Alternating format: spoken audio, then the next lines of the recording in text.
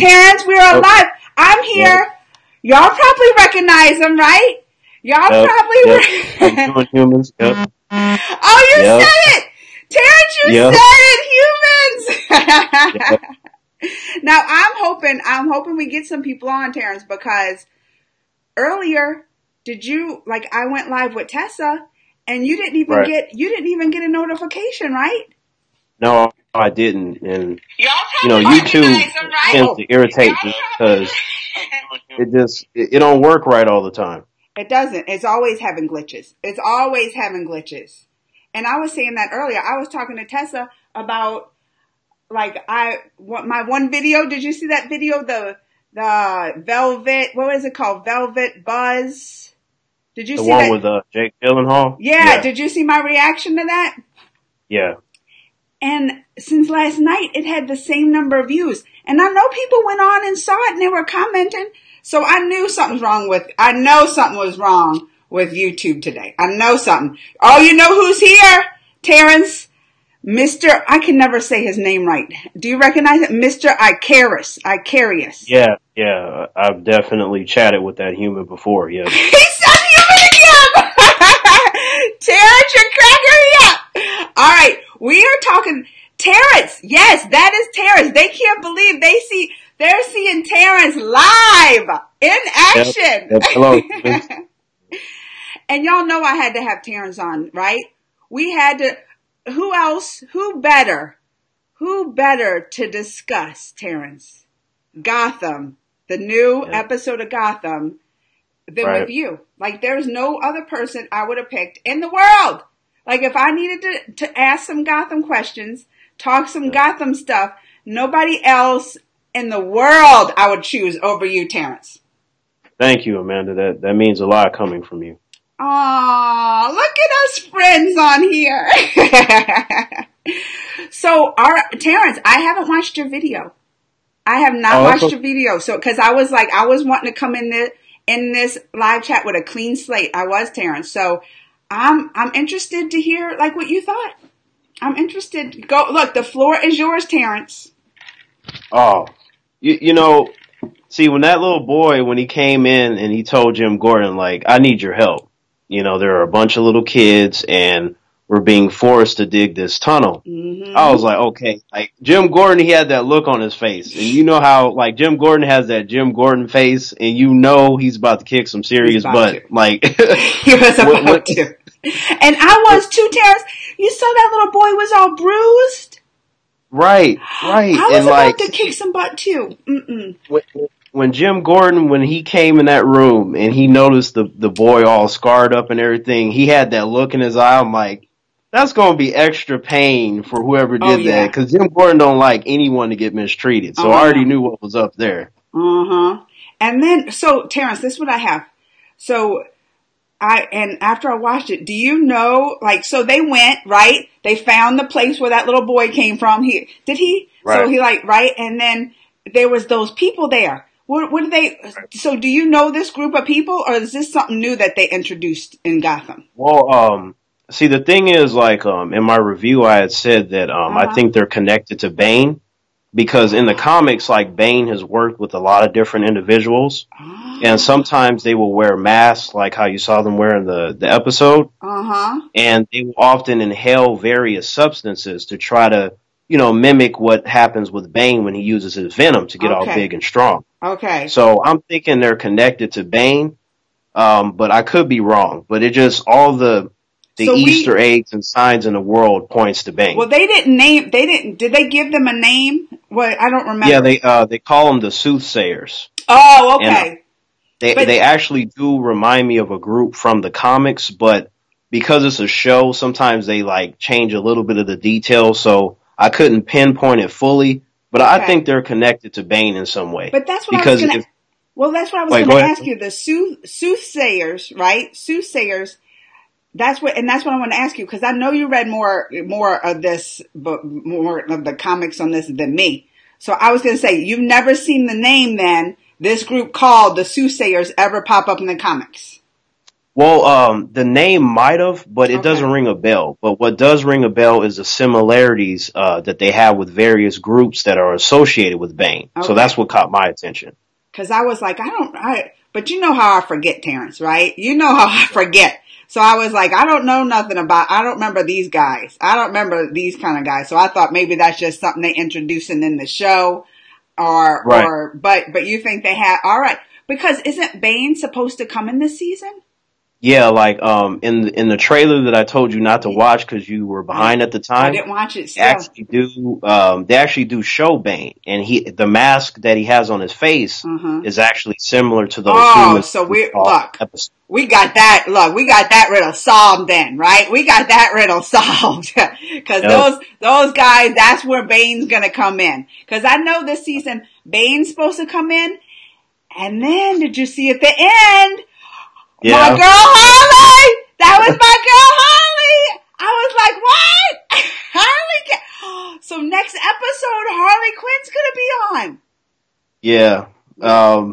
Yeah, it's one of those things because we know Jeremiah is lurking in the shadows. Like he's just waiting because the Joker, he's just this criminal mastermind. He will wait for the right moment, let everyone else fight and act stupid, and then he's gonna pop up and go surprise, and then, and then that's gonna be Oh, it.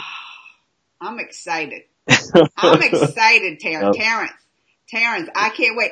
And then the whole story with Selena, Terrance. The whole Right. story because like last we saw, right, she was falling. It's like she was trying to kill herself. So then Right. they sent Bruce to the witch, right? He shows up at the Right. witch's house, Right. and who is it? Who is it? It's Poison Ivy, Yep. acting like she See, was attacked. Oh, the plants took over. The plant did you have her number right away, Terrance? like when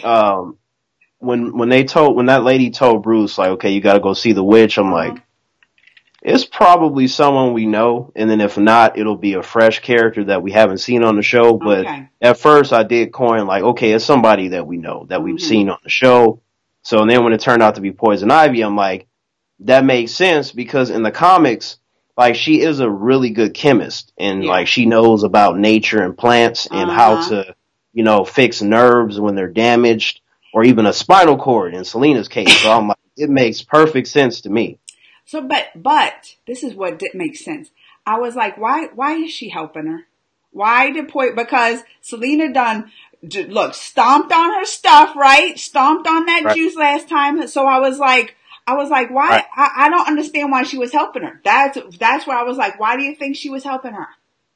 Now, like, it seems like in hindsight it doesn't make any sense, but Mm-hmm. the relationship that they had when they were kids, it's been solidified. It's kind of like when you have a strong bond with anyone in your life and, say circumstances happen Mm-hmm.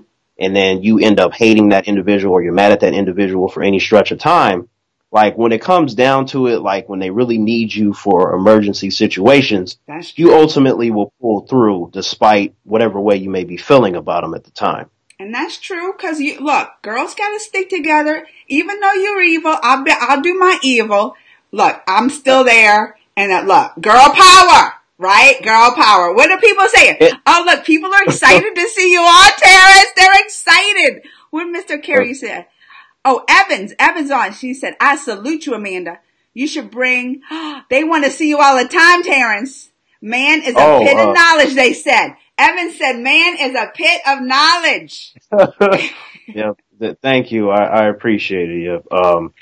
But yeah, it's just Poison Ivy. Like even in the comics, like that actress that's playing her, she's so good because she has that subtleness to her acting chops, which I really like, and I Uh-huh. really pay attention to those smaller details. Like she has the mannerisms down, like where she says one thing, but you could tell she's thinking something else, and maybe she's plotting something else that will manifest later. I'm like, Well, you I gonna think pop up again, she has that, like, features that she looks just innocent. Like, you look at her, but then, right? oh, evil in the core. Evil in the core for her. It's funny that you mention that Mm-hmm. because over in Iraq and Afghanistan, they actually have a bunch of women Mm-hmm. that are trained for us, like they know how to use firearms, they know how to fight really well.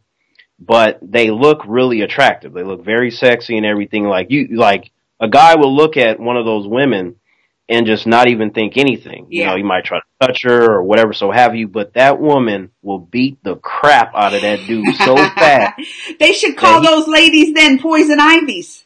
They should. They should call them like, poison ivies then.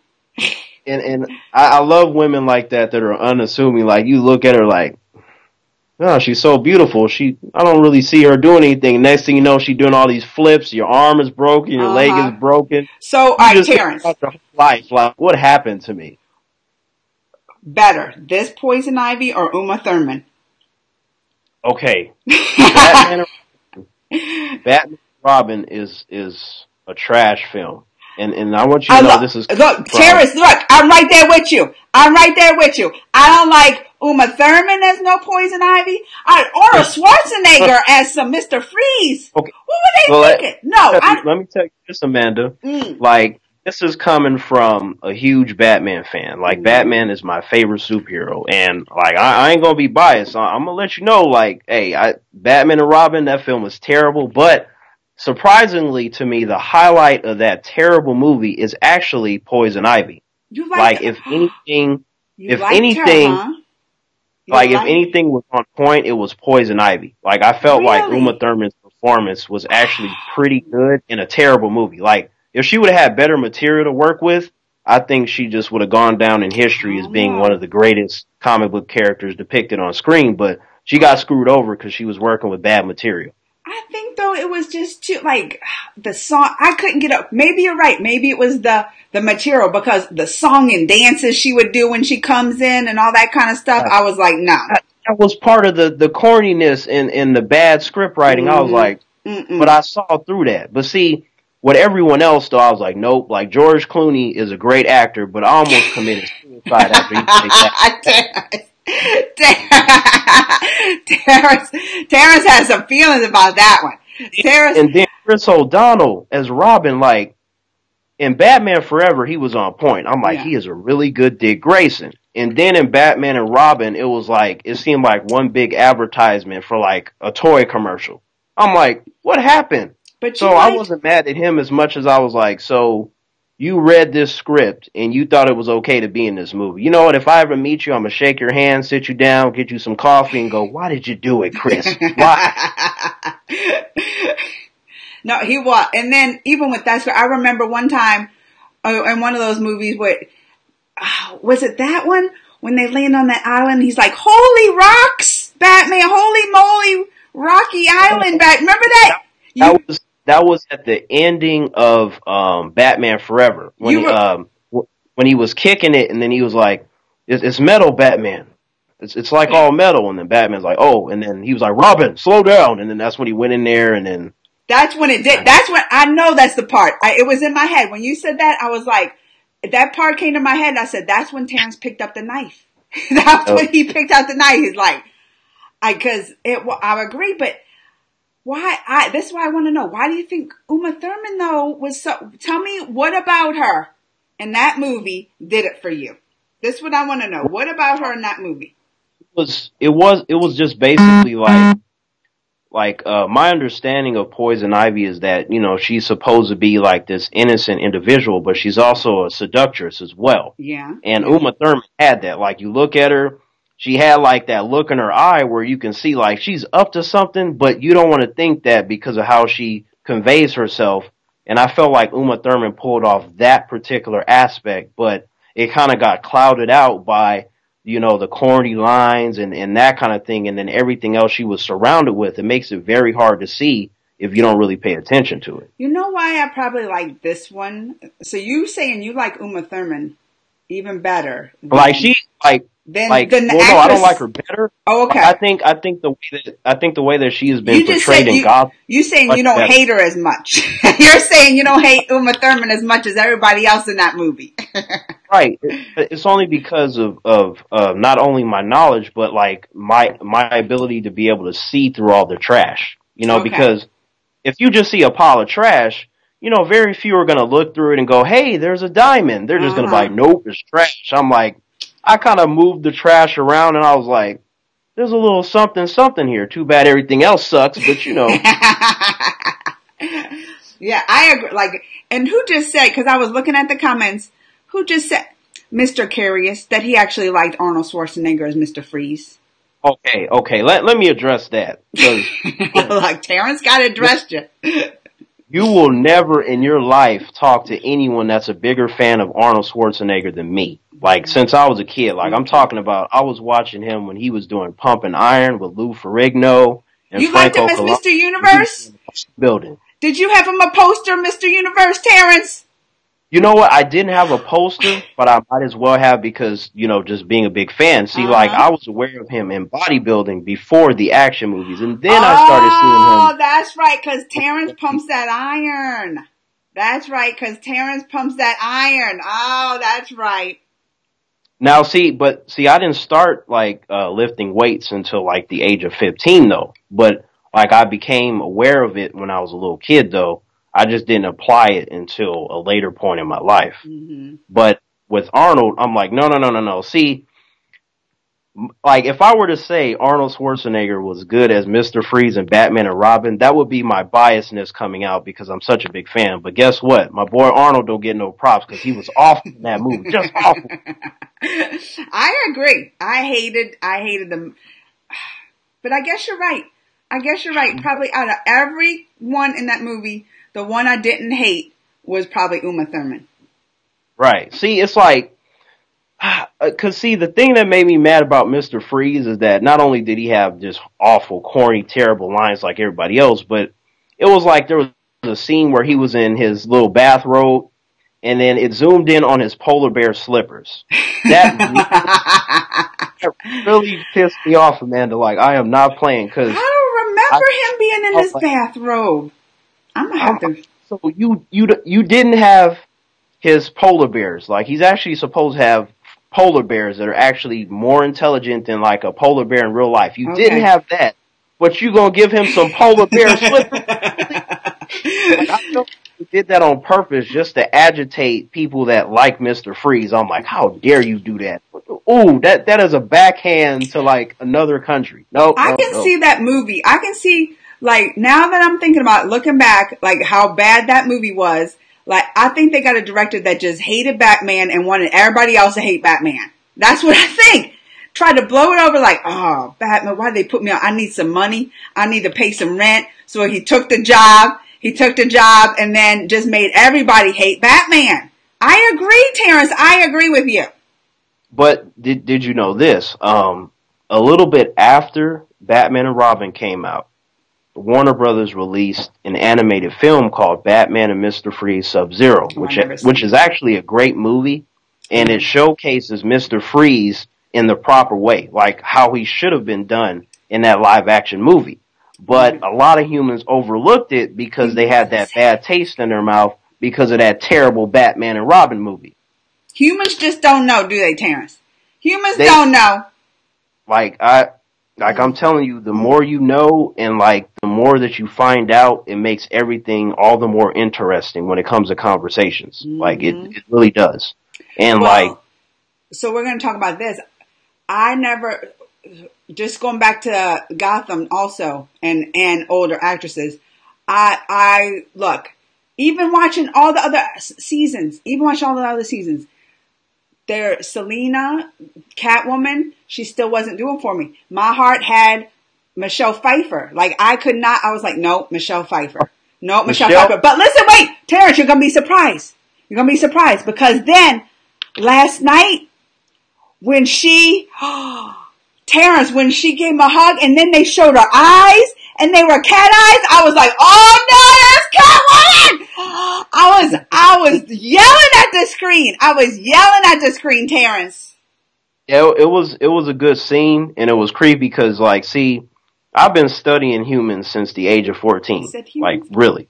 So, like, I pay attention to body language, the look in the eyes, the tone of voice. Like, she just had the whole demeanor of, like, is she gonna toss Bruce out that window? Because I swear to God, like, I mean, I was thinking it too. I was like, she don't have no emotion up in there hugging him. She don't got no emotion. She was just like eyes. And then I was like, the people who do Gotham, I was like, that's perfect. Why didn't they Right. do that even in the other ones? That was perfect.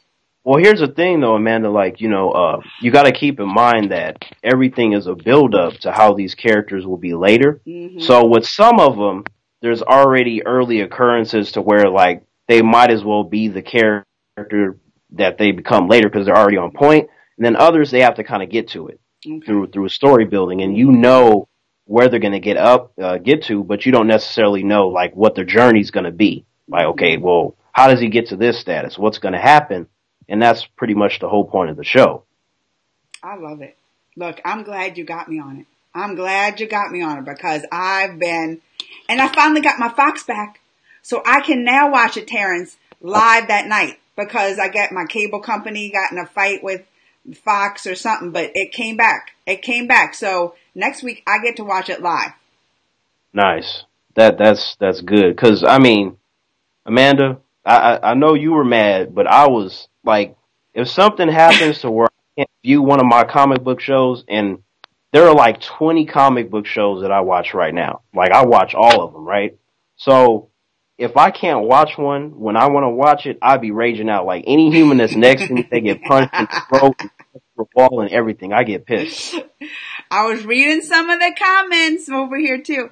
They said, "Oh yeah, all characters will become real characters this season. So all of them, like all. Oh, that's one thing I wanted to talk to you about too. What is happening with Nigma?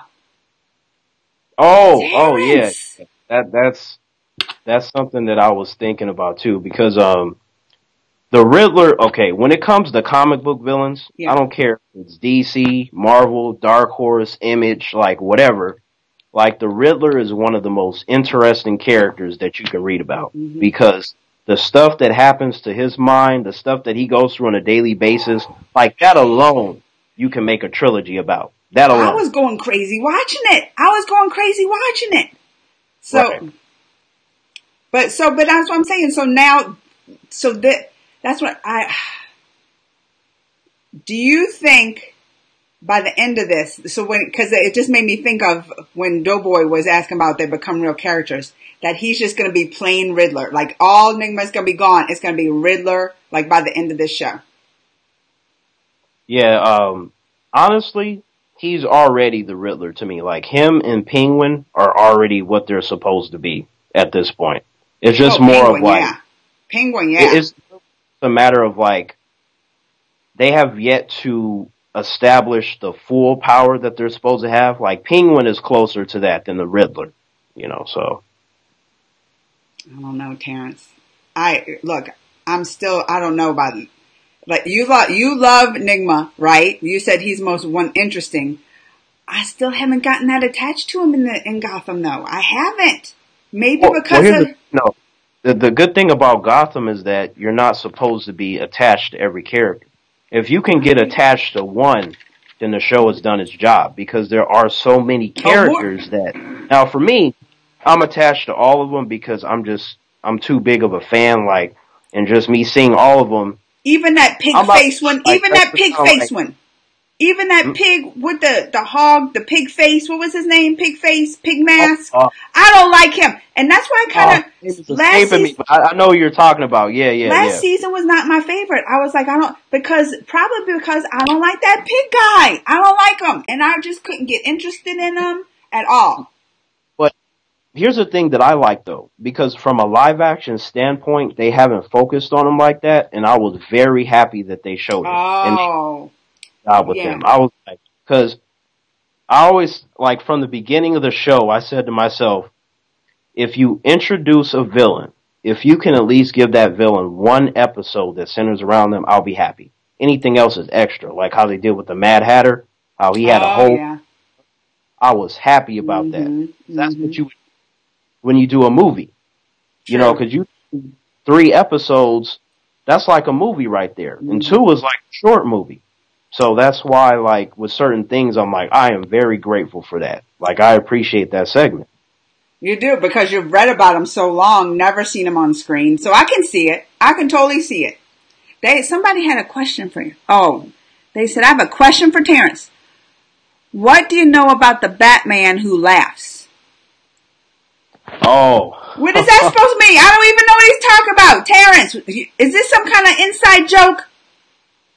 Picture the Batman like he just picture him waking up one day and he's like the Joker. He is just really scary and insane. Because Batman is already scary and insane, but when Batman is exhibiting characteristics like the Joker, it's pretty scary. Like, I haven't read the whole thing, so I don't know all of it, but that is basically the general consensus, and it's pretty terrifying. Like, if they ever adapt that to a live action movie, I think the mass moviegoers, they're gonna be confused. Like, what is that? Is that new? And it's like, no, that's comic book stuff.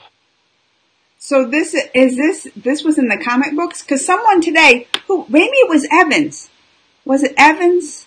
Was telling me I should start reading the Injustice League, where it's all. So is that where does Batman then also? That's what is this Batman who laughs in it? Well, the Injustice League is basically like the evil version of Justice League. It's kind of like it's like another interpretation of the Legion of Doom, if I'm going to be honest, which is a team of supervillains from DC. And in the Justice League movie, if you remember that end credit sequence when you see Slade, Deathstroke, when he comes on the boat to talk to Lex, and he's like, I'm thinking about building a league of my own, and that's pretty much where that comes from. So but the Injustice League, they're all bad. So that's what made me think of it when you said the Batman who laughs and like he's going crazy like the Joker. Right. So is that what that is? Is that what does he go like in that Injustice League? Does he go crazy like that and start laughing and all? Well, I mean, it's more of like anything that Batman wouldn't normally do, he does in those comics because of that. It's like one of those, it's like with Marvel, they call them one-shots when they tell these tales that are not really canon, but they're like, oh, this would be interesting. Let's see if the fans get a kick out of this. It's one of those kinds of stuff. Because obviously in DC canon, Batman's not like that. So anytime you see something where, like if you had 200 comic books, right, and 150 of them, like Batman is a certain way, and you see like 10 of them where he's different, then those are not canon in comparison to the 150 that are. But it doesn't make them any less interesting. It just allows like various writers to be creative with the characters. Mr. Carius said, to me, the Injustice comic books are like the DC version of Civil War. That I don't agree with. I think that there are enough differences to where I wouldn't say that. You don't agree. Fight! You don't agree! No, like I just want to say that I completely understand where that human is coming from, but I wouldn't think that. I don't think so. Curious and Evans, remember, Professor Pig. How could we have forgotten Professor Pig? Yeah. His name was escaping me, but yeah, I know the character. Like, Professor he's actually Pig. A fairly new character. He hasn't been in the comic books for that long. I can run you to read Dark Knight's Metal. He is in along with the other... he's talking to somebody else. The surgeon guy with the pig mask, I saw him on Suicide Squad, Hell to Pay. Oh, yeah. That's a very... Amanda, look. If you haven't been watching the DC animated movies, you should watch them. Most of them are PG-13. There are a couple of them that are rated R. What you talking about? I watched them all. Oh, you did? Okay. I watched Suicide Squad. I didn't like Suicide Squad. There's a lot of good content there. I didn't like it though. I hated it. But I like all the other ones. Like I have no problem. I love Justice League. I like Justice League. I was talking with Tessa. She hated she didn't like Justice League. I was like, I liked Justice League. So you're saying that you've been watching all the DC animated movies that have been coming out over all these years? Oh, animated? Yeah. Oh no, not animated.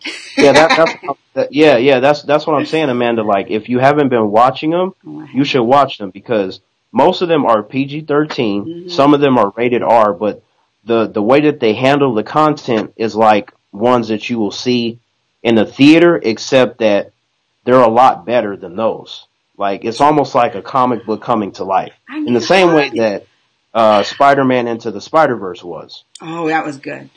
But I do. So, it has to be, I don't know. Maybe because, like, I don't know if it was any other Marvel character. if I would have gone and watched like even an animated version. I can't get into it. But Spider-Man's my boy. Spider-Man's my boy, so I was like, I'm going to see it, and I loved it. But I have a hard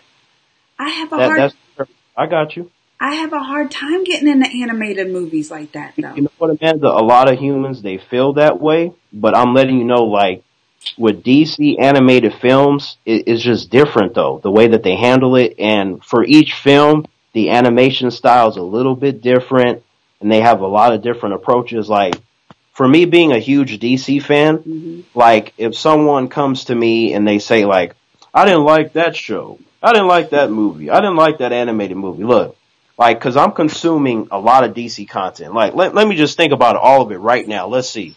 I'm watching The Flash, Arrow, Legends of Tomorrow, and Supergirl. That's all part of the same thing. They all interact with each other. And then I watch Black Lightning. That's completely separate. iZombie, that's completely separate. Gotham, separate. Preacher, Lucifer.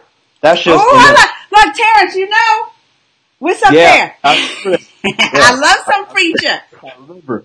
And then you got Krypton, you know, centered around before Superman comes in existence, and you know, they're trying to make sure that he gets born because there's a lot of stuff that happens, and they don't want certain things to happen with Brainiac. Like, it's a pretty cool show. And then on the DC universe, you have Titans, and Doom Patrol will be next month, and then eventually Swamp Thing and the Harley Quinn show. So currently, I'm watching all those shows as far as the ones that are available, and then you got the animated movies, and then you have the DCEU, the stuff that comes out in the theater. So, because I'm consuming so much DC content, I never really get to a position where I feel disappointed, because they always do something that I want in some kind of area, right? But if you only watch the DC movies in the theaters, it's like, well, you may be disappointed depending on what you want to see, what you're looking for, but you're missing out on a lot of other stuff. It's like, well, for all you know, the character and the storyline that you want to see, maybe it happened on a show that you're not watching. Maybe it happened in an animated movie. But that's a lot, Terrance. You know, that's a lot to watch and keep up on. That is true, but that's why I'm like one of the bizarre ones, because, like I said, I keep up with 20 shows, Marvel and DC, because I'm that big of a fan. Like, to me, it is worth all my time, because I've been that way since I was a kid. But see, for most, they're going to pick and choose, which is understandable. But for me, I don't want to pick and choose. Like, let's look at Supergirl, for example. To me, that is the worst DC show out of all of them. Like, there's a lot of SJW stuff. I watched like one episode. I couldn't. Like, there's a lot of like, we're going to make the men look weak to elevate the women. And I'm like, they didn't learn from Patty Jenkins and Wonder Woman. See, she didn't do that. That's why that film is so great. Like, the men in Wonder Woman, they're still men. Like, she's strong because she's strong, not because the men are like these stupid, weak, bumbling idiots. That's not how you do that. Yeah. Like women need to understand that they should be strong because they're strong, not because they happen to be around a bunch of weak men. That's the wrong kind of way to depict a strong female character. She should be strong because of her and nothing else. Supergirl, they don't do that. Like, Martian Manhunter is on that show, and they do have a lot of cool stuff with Martian Manhunter, and that's actually the best thing about Supergirl is someone that's not Supergirl, ironically, but he gets beat up all the time. Superman gets beat up all the time, and Superman is my second favorite superhero, so you know that pisses me off. But, like, I still watch it, because if I wouldn't have watched it, I would have missed out on certain characters that appeared on the show. I would have never seen Martian Manhunter's storyline play out in live action. I would have missed all that if I'd have walked away from Supergirl. Yeah. That's what I'm saying. But, for, like you said, the normal humans, I'm using it, Terrance, we gotta use it. Don't have time for that. And they're not that big of like a hardcore DC, like, has to invest in all of this. So that's why I'm saying, that's why. Hey, don't forget though, I am a hardcore Marvel fan too. Like, that needs to be said as well. But that's what, so DC takes up that much, and then how many shows you have to keep up on Marvel for the same thing that you're missing? I can't do it. I can't do it. I love DC. I love Marvel, but I still love other stuff. Like, so that's why I gotta pick and choose. let me see, because let's see. The Netflix stuff is pretty much over, right? I will be watching The Punisher season 2. Mm-hmm. But I never got. Do you watch Jessica Jones? You like Jessica Jones?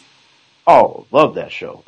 But she's going to get canceled too. We already know that. Yeah. Daredevil is gone. Mm-hmm. Luke Cage is gone. Iron Fist messed up with season 1. That was so terrible. Look, I am such a big fan of Marvel that I sat through 13 hours of horrible material. They didn't even do my boy right. In season 2, however, it was actually pretty good. I'm like, if you would have did this in season 1, then humans wouldn't be talking trash about your show. Mm-hmm. They didn't do that. Mm-hmm. And then it got canceled, and I was like, oh, that's a bummer because of how it ended. It's pretty damn good, Amanda. Pretty damn good. But see, I watch all Marvel Netflix shows. I've been watching Agents of S.H.I.E.L.D. since it started. I used to watch Agent Carter, but it got canceled after 2 seasons. Like, Peggy Carter was awesome. Like, that show was cool. And then, let's see, I watch Marvel's Runaways, Marvel's Cloak and Dagger. Terrance! You like Cloak and Dagger? Yeah, I do. I met them! Amanda, you met them? Yeah! We went, right when the season came, it was, I guess when I met him, already a couple of episodes came out. But, I mean, right. It's Freeform, right? That's owned by ABC. And we do all when we go out for the press stuff, we do all those ABC shows. So I went in June.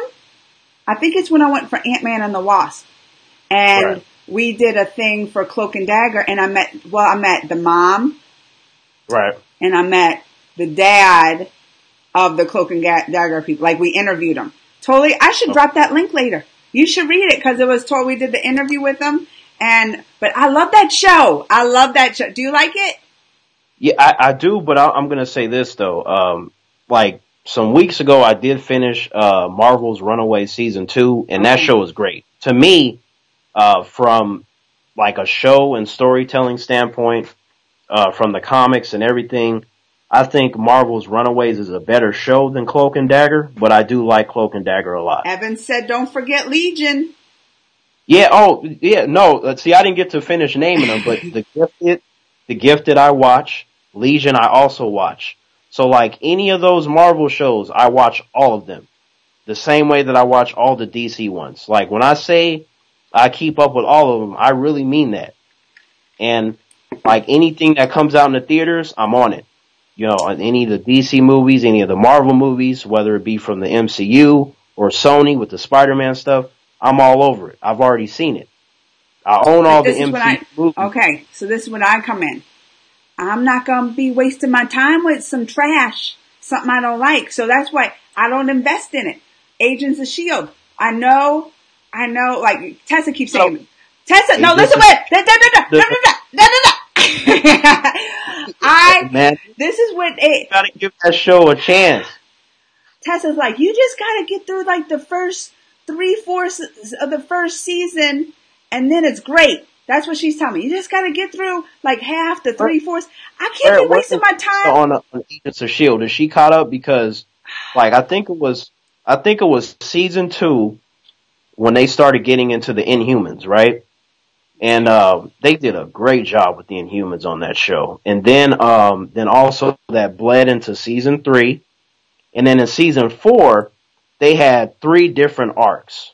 One of which, the first arc, which is the longest arc, it's 8 episodes of Robbie Reyes' Ghost Rider. Because for me, when I heard he was going to be on the show, I started snapping. I literally, for a short amount of time, I went into an orgasmic coma because I was like, they gonna put Robbie Reyes on the show. And then once I came out of my coma, I was like, I had to take some deep breaths and just calm down. And then I was like, look, if you can give Robbie Reyes 2 episodes just centered around him, I will be happy. Out of the 22, give him 2. They gave him a whole arc. They gave him 8. I was like, my heart couldn't take it. I was like, it was just so bad, but good in the sense that they did it. But I was so happy. And then the second arc is LMD, and then the third arc is Agents of Hydra. Both of those arcs have 7 episodes. Uh-huh. So I was happy. And then in season 5, they did the whole time traveling thing. They were in space. They jumped from the past, from the future. It was just awesome. I don't know if but you see, can. I don't know. Like, I don't know, Terrance. I can't be. I don't want to be miserable for like the whole first season. Because I was like, you just got to power through it. You got to power through it. I'm like, I'm not saying you got to power through. You know why? Because I loved Agents of S.H.I.E.L.D. since episode 1. Like, so for me, it wasn't like Iron Fist. Iron Fist, I wanted to kill myself. But Agents of S.H.I.E.L.D., I was happy. Yeah, that's why. No, I haven't even watched Iron Fist 2 because I was like, I ain't doing that to myself. I tried watching once. I think I've lasted maybe halfway through. I was like, no, I ain't doing this to myself. If you're going to do Iron Fist, start with season 2. If you're going to do it. Can I do that with Agents of S.H.I.E.L.D.? Can I just skip that first season or am I miss too much? Well, if I'm going to be honest, there is a lot of information that happens in season 1. So it's not a good idea because remember, man, you're talking about 20 some odd episodes, 40 minutes apiece. You're going to be missing a lot. I feel like it's safe for you to do that. It's not like you can't. But if they start bringing stuff up and talking about it, you're going to be like, well, what? Who? Where? Like, that's a lot. That's a lot. Like, I just marathon all these Gothams. And that's like characters I love, you know? That's characters I'm already have that connection with. All these other people, I'm just like, nah. That's why you can talk to someone like me that has seen it all, and I can steer you in the right direction. True. But I still don't want to. We'll see. We'll see, Terrance. I'm just letting you know from my perspective of being a fan. Like, I get what you're saying. Like, when stuff is, you're like, nah, I'm gonna drag through it. Like, if you're not looking for certain things, and if you're not a fan like myself, it will feel like a drag, and it will feel like certain things. See, like. That's why I was telling you, like, when I was typing, like, when you talk to me, it's different. Like, when I'm typing words, it's hard for me to keep up, and it's not as good as when you talk to me directly, because then we can really get past some stuff. Mm-hmm. And, but even though I like whatever Marvel or whatever DC show, it doesn't mean that I'm going to choose to ignore the flaws. That's where the bias in this comes into play. I know you won't. I know you'll be honest, Terrance. I know. Like, I trust you.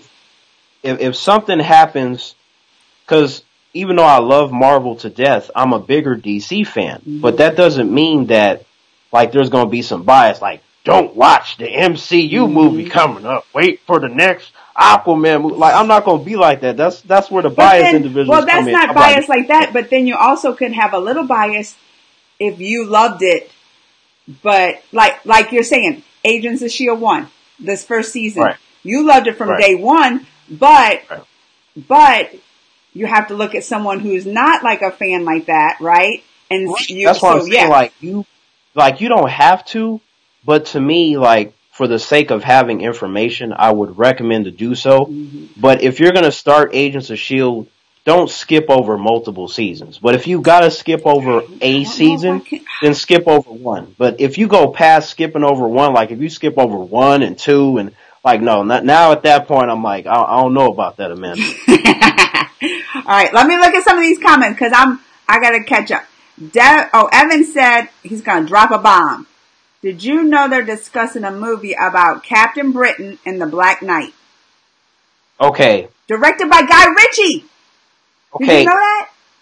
I did know that, but let me tell you this. Black Knight I know very little about because he was never an interesting character. Captain Britain, to me, is like, it's another like version of Captain America, but it's different. So that would be interesting.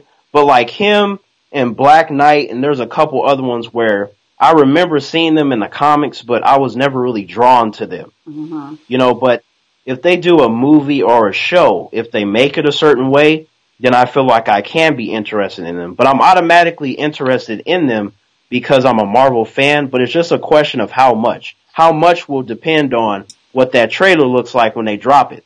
Yeah.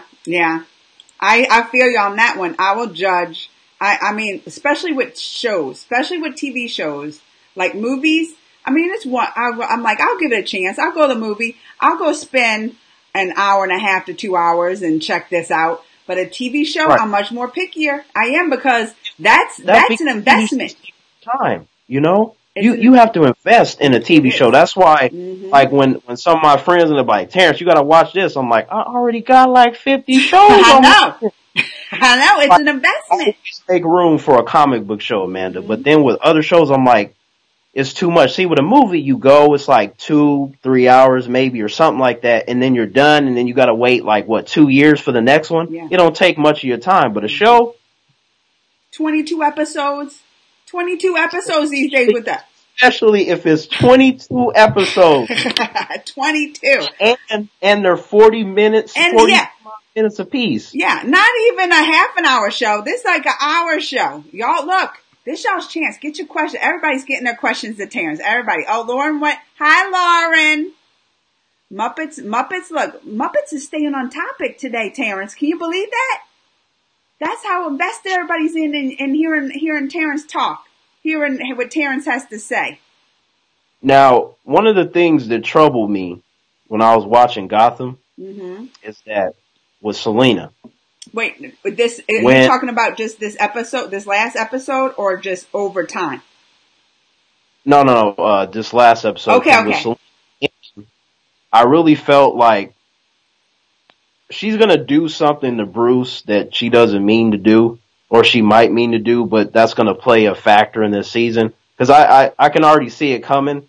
Because when it comes to Catwoman and Batman in the comics, they always get into these scuffles. Yeah. And then you get Selena like, oh, I'm sorry. And then Batman's like, with his scrungy voice, like, it's okay, Selena. I'm like, like Batman always excuses these behaviors. Like he'll address it, but then I'm like, Batman, you my boy and everything. But if you, not saying he should snap Selena's neck, but with a lot of these villains, I'm like, Batman. Because he's been locked up in that mansion, Terrance, he's been locked up in that mansion, just him and Alfred. Look, at night, what is he doing? He's going to think about some Catwoman. That's why he gets to let it go over. So, that's okay. Let's go make up. It's okay. I'm going to say it like this. It's okay for Batman to get some ass. But why would you focus on that when you got the Penguin running around killing people at toy stores? Like just the randomest stuff in the world. And Batman's like, well, I guess I'll stop by Catwoman. It's like, no, because maybe she's working with the Joker. She does that too. You know how many times she has betrayed Batman in the comic books? I didn't lost count, Amanda. That was his first piece. Terrance. So of course, that's just the one that's always going to be on his mind. He don't care because also he'll stop by. What? He was also with, he was with one of Ra's al Ghul's daughters. So Batman. But that was his first. That was his first. You know that was his first. No, I understand that, but I'm just saying, like Batman, he been around with a couple, and he'll bounce around depending on who's dead or who's alive. But she got Catwoman for a reason. Catwoman name for a reason, Terrance. Yeah, no, I know. But she gonna do something, and then Bruce is gonna be like, "No, Selena, no," and then she gonna be smiling, the eyes gonna be all green. I'll be like, "See." And it's gonna be Poison Ivy on like a distant rooftop, just like laughing, like. I'm like, damn it, I already knew. All right. Oh, here goes Muppets talking about pastrami sandwiches. All right.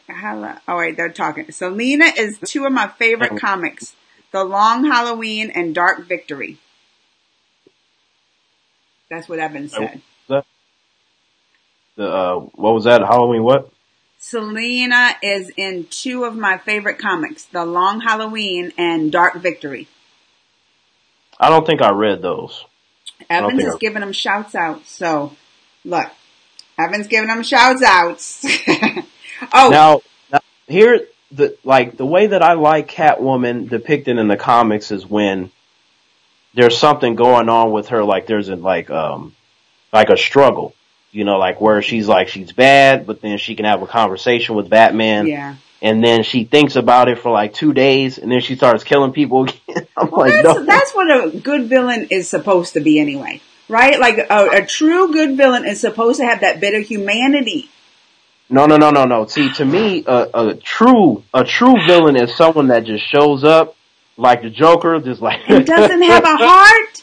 and just crazy and doesn't have any heart. No, I love villains with a little humanity. You know where that mindset comes from? The what? MCU. I swear to God. It's probably true. That's probably right. It was like, see, they gotta be funny. You gotta feel for them. I'm like, to a point. Like, to me, feeling for someone would be like Eric Killmonger in Black Panther.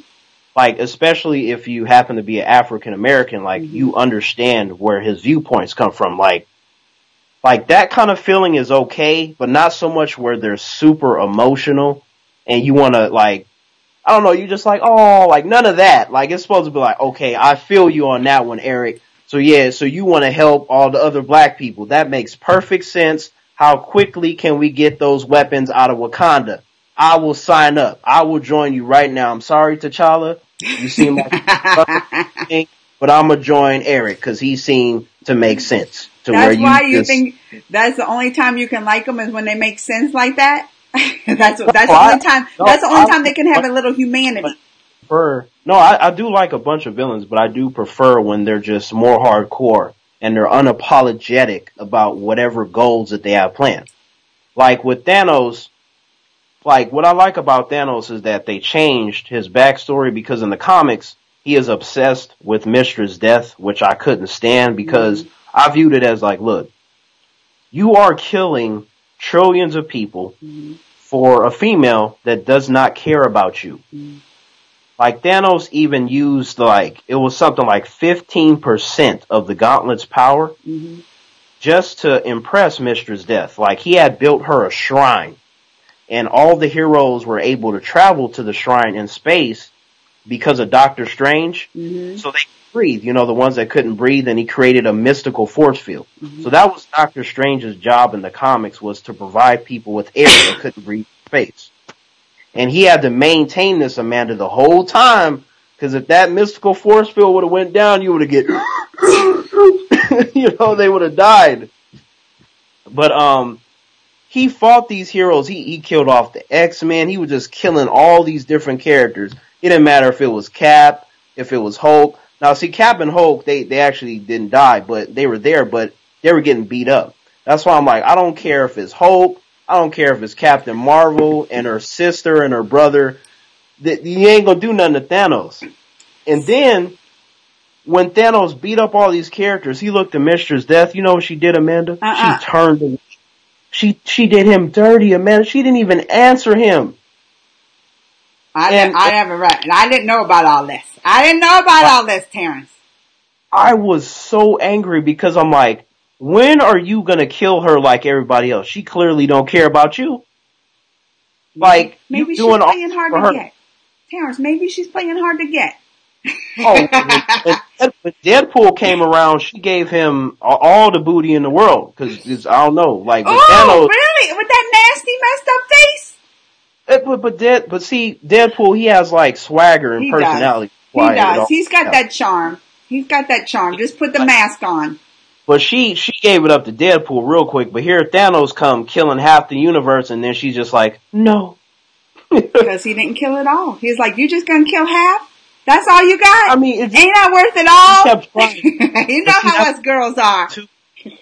But see, that's the thing that a lot of humans skip over, is that Thanos never used 100% of the Gauntlet's power. He was doing this at less than 50%. So that's why when I was watching Avengers Infinity War, like I was telling my friends, like, it's going to be different this movie. Why? The Russo brothers. So let's look at what they did so far. Captain America, the Winter Soldier. Captain America, Civil War. Now Infinity War, and then of course Endgame. But before Endgame, we had Infinity War, and I'm like, I'm telling you something's going to be different. That movie opened up. Amanda, you didn't even hear that music, like, it was none of that. It just was quiet. I was like, okay, there's no music. Thanos is on that Asgardian ship, just a bunch of dead bodies. He had Thor by his head like a rag doll, and I was like, that is the Thanos I want to see. Right there. I was so happy, Amanda. And then Hulk came, and I was like, I remember the crowd erupted and cheered. They were going crazy. I was just looking at my watch like, can he hurry up and kill him or something? So he dismantled him in seconds. The Hulk has never got his butt whooped that bad. I was so happy because for the average moviegoers, they thought it was going to be okay. The big green dude going to take out the big purple dude. It's all going to be okay. I'm like, you realize there's still 2 hours and 15 minutes left of this movie, right? You think Thanos going to get beat that fast? Mm-hmm. No, it was awesome. It was like, I love, that's probably, because I know I've done a top, like my favorite of the MCU movie. It's got to be Infinity War. It's got to be. Oh, see, because for me, before Infinity War, my number one MCU movie was Black Panther. And then before Black Panther, it was, for the longest time, it was Captain America, the Winter Soldier.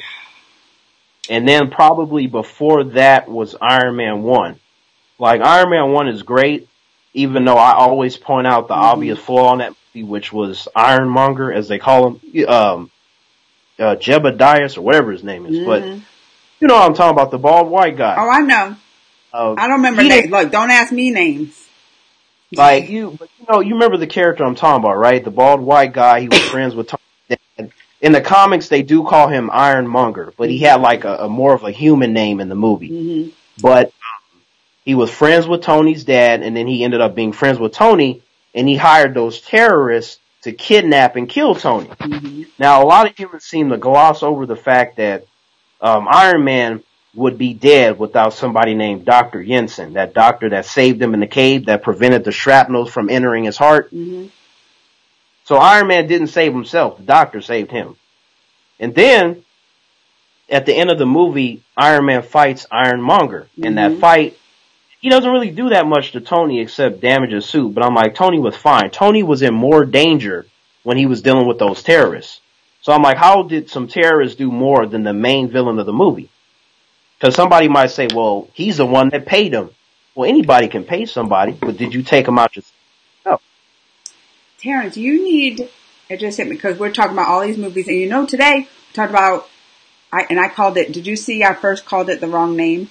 I called it Captain America, the first soldier.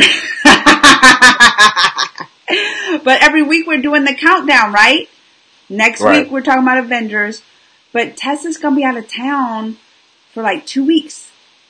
You should totally come and do that with me, those streams. Oh, yeah, that sounds like fun. Like, what we would have to do is... because all I'm thinking now, when you're talking about Iron Man, number one, and we had just did the talk about it, like we had just did the live stream, and you're talking about this, I'm like, man, you should have been there. Like, you should have been talking. I can just do this time, like, I can... communicate with you in the comments, and it makes it easier that way. We're both on point with that. And then it's easy, because that's why I said, like, we do it through Skype, so it's not even a social media. It's not even a social, so it's just like its own little calling service.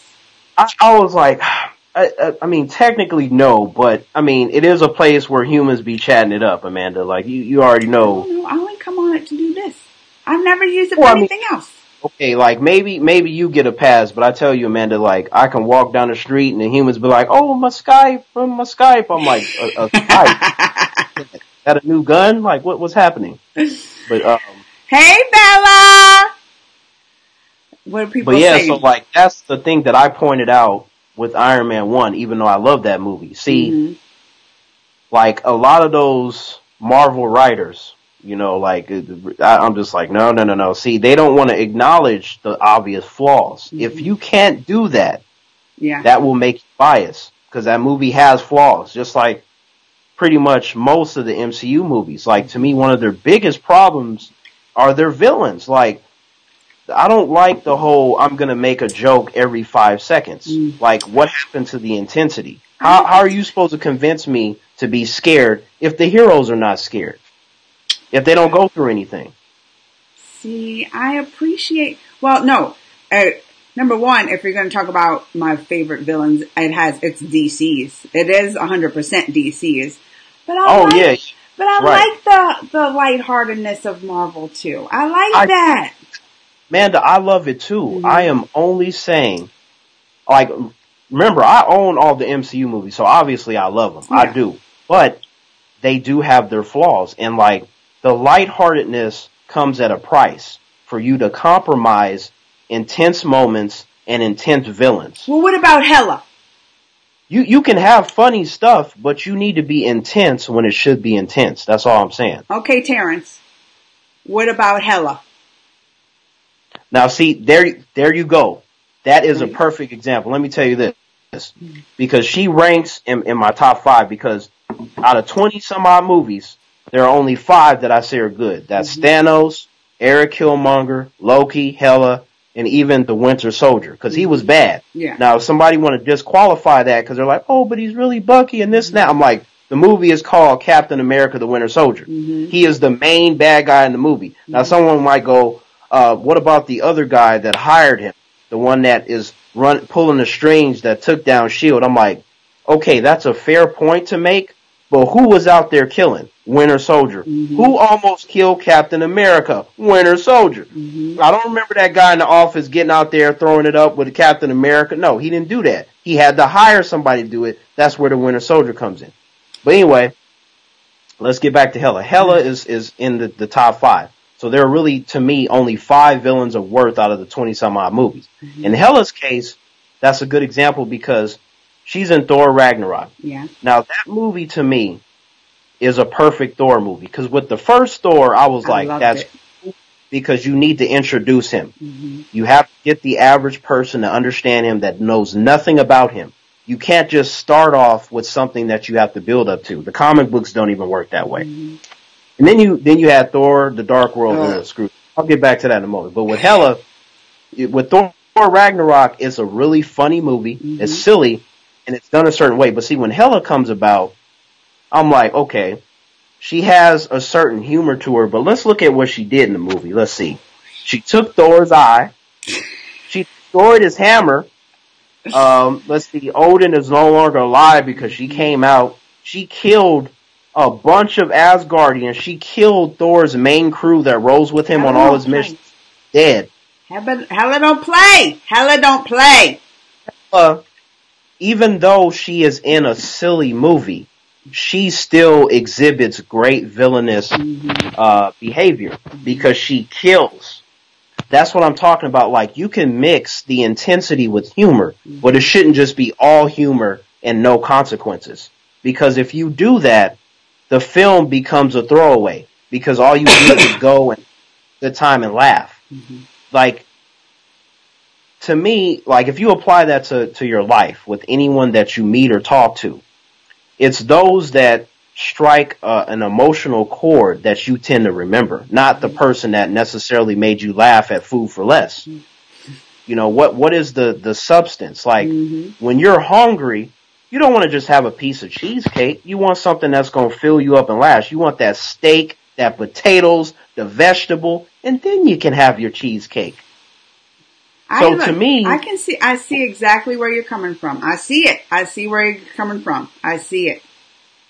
And to me, Amanda, like, the majority of the MCU movies, while they're very fun and entertaining and oftentimes good despite the flaws, a lot of them I view as cheesecake. It's like you eat it, you're like, cool, that was amazing. Let me get another slice. But see, you keep asking for more because often you don't get that steak and the potatoes. You know what the steak and potatoes would be? It would be Captain America, the Winter Soldier. It would be Civil War. It would be Infinity War. And I'm sure Avengers Endgame, and then also Black Panther. To me, those are the steak and potatoes. Like, a lot of the other ones, they're just really fun. And I will even throw Iron Man 1 in there as being the steak and potatoes too, despite the fact that the main villain didn't do all that much, but it was how they progressed the Iron Man character. Like, you have a lot of sensitive, emotional moments. Like when Dr. Jensen, when he went to sacrifice himself to save Tony, and he just barely met him. And everything that he knew about Tony was that he was an asshole, right? So why would you save somebody like that? You wouldn't do that unless you see something good in him. And he did. And remember when Iron Man was downloading all that data into the Iron Man suit that he built? Wasn't enough time. And like, that really touched me because I was like, oh man, Dr. Jensen is going to die. And he's like, we don't have enough time. I'm going to go buy you some time. He's like, no, Jensen, don't go. I was like, oh man, he's so cool. And Tony was looking at the monitor and it was like taking forever to get there. Like, those are the moments that I'm talking about. But you had that with Iron Man throughout most of the movie. So that's why I felt that one was good. They weren't just joking when it wasn't supposed to be there. Humor is supposed to land. It's not supposed to be forced. I'm glad though. I think because this is where you mentioned Captain America: Winter Soldier is because when I just said Tess is out of town, I think one of the movies, is Captain America: Winter Soldier. So that would be good if it was, right? Because I want to hear all your thoughts on that one. I want to hear all your thoughts on that one. I can spend 10 hours talking about each. Well, look, I don't got all that. It's all right. No, we already been talking over an hour, Terrance. It flew by. My kids are out there hungry. I said, let me just go live with Terrance and I'm going to make y'all some dinner after. They out there knocking on the doors. We're hungry. Like those little kids getting whipped by the soothsayers. You know what though? Like one thing that I definitely need to mention is with Bane. Oh yeah. Like in the comics, he's a luchador, right? Mm-hmm. He's a Hispanic dude, but in these live action interpretations, like he's not that. Like mm-hmm. they've changed him up quite a bit. Mm-hmm. Like if you know Bane, you can tell it's him, but the fundamental ingredient has been missing to a large degree. Okay. And the Bane that they're introducing in Gotham seems to play off of what Christopher Nolan did with The Dark Knight Rises. Okay. Bane. So you saying you're excited about this? You're excited about this? I'm excited, but I'm waiting for the day that we get to see a full comic book Bane. Now somebody might go, what about the one in Batman and Robin? I'm like, I will shoot. Like, first of all, Bane is supposed to be a genius. I want everybody to understand that. In Batman and Robin, he said, 3 words? And then everything he said, he was repeating what somebody else said. Like, Mr. Freeze said bomb, and then Bane was like, bomb. Like, he was like a Bane? And the dude, like, rest in peace. He did die, the actor that played Bane in Batman and Robin. He died of a steroid overdose. He actually took a lot of steroids to get big for the role. So he was committed. I respect that. Oh, I didn't even know that. Yeah, it was, and then even before that, like he was in professional wrestling for a while, and professional wrestlers are usually really big. Yeah. Now I know it can be kind of deceiving because when you see professional wrestlers together, you know, it gives the illusion because they're all usually the same kind of body mass. Even the shorter ones, they tend to be a certain build. But when you compare them next to like everybody else, they're really, really huge, right? He's like, okay, I'm gonna get ready for the Bane role. He took a lot of steroids, but the problem is that he was too big. Now, normally I wouldn't say that anyone is too big because I feel like you should be as big and as buff as you want to be. Okay. But for the sake of Bane, right, Amanda? Like Bane has to be able to fight. Like the thing I noticed in Batman and Robin is that the guy was so big that he couldn't throw a punch properly. He could only like clothesline. Like I'm like, that's a problem because you're fighting Batman. Batman is the greatest martial artist that you can find. You have to be able to fight. And that was one of the scary thing about Bane in the comics is that for someone his size, you don't expect him to be that agile and that flexible. Like he was moving like he was like 100 pounds. Like it's like his body ignored the fact that he was like 500 pounds of muscle. I was like, what is happening? Like. But you're never gonna be able to recreate that on screen.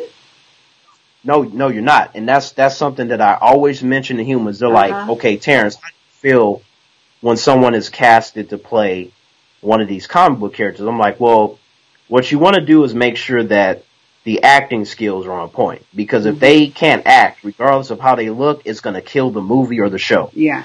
Yeah. Okay? Oh, yeah. Secondly, you want to make sure that they have the face. Because if they have the face, the body, you can always train them and get them into shape. Okay? Make sure they at least have the facial structures and features. And if the character has like, you know, a certain like beard length or hair length or something, well, can that person grow their hair? If they can't, can you get a wig that looks good so they don't look stupid, right? Because if they wearing a dumb wig, it's gonna kill everything. You can be like, man, that wig is terrible. Like you get taken out of the material, right? Yeah. But if a character, like for example, Wolverine, Hugh Jackman like I was in middle school when he started playing Wolverine, Mm-hmm. and he just barely finished like last year. Yeah. So he's a great Wolverine, but Wolverine in the comics is 5'3", 200 pounds of muscle, right? Mm-hmm. So realistically, Hollywood is probably not going to find a guy that's 5'3", but Hugh Jackman is like what 6'4". He's like really tall. Mm-hmm. That's way too tall for Wolverine. He made it work, and he was awesome. But I'm just saying, like when they get him in the MCU once the Fox and Disney deal closes, the actor should not be taller than 6 feet. Like he should be a lot shorter than Hugh Jackman if you want to convey a difference. If you can get him to be 5'8", 5'9", like keep him under 6 feet, that'd be perfect. But let's just say they go with someone that is considered tall, like 6 feet or whatever. The other actors and actresses that you cast to be the other X-Men characters, he should be shorter than them because Wolverine is shorter than everybody else. So sometimes it's not necessarily that you have to get him to be a certain height as much as it is that you have to make sure everybody else is taller than he is. And the body mass, like he's a pretty heavily muscled guy because he's so short. And that's another thing too. Evan thinks Tom Hardy would be the perfect Wolverine. I don't know who Tom Hardy is. I need to Google that. Tom Hardy, the guy that played Venom. He's the guy that played Bane in The Dark Knight Rises. He was also in the recent Mad Max. This recent Venom? He was this recent Venom? Yeah, he plays Venom.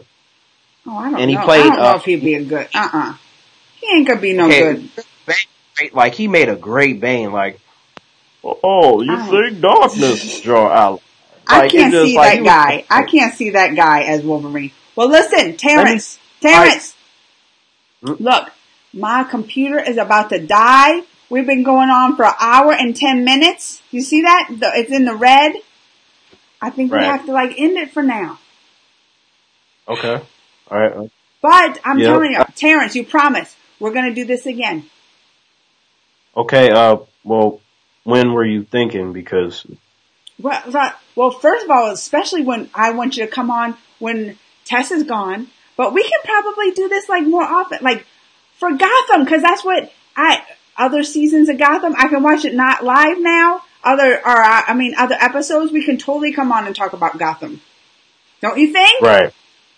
Right. Oh, if you were wondering, as far as my eyes going up and down, in order for you to see my eyes, I would have to look directly at the camera. But if I do that, then I won't be able to see. My eyes go everywhere. My eyes go everywhere, don't they? Look, because I'm trying to read comments. I'm trying to do this. And then I just looked over and I said, my computer's about to die.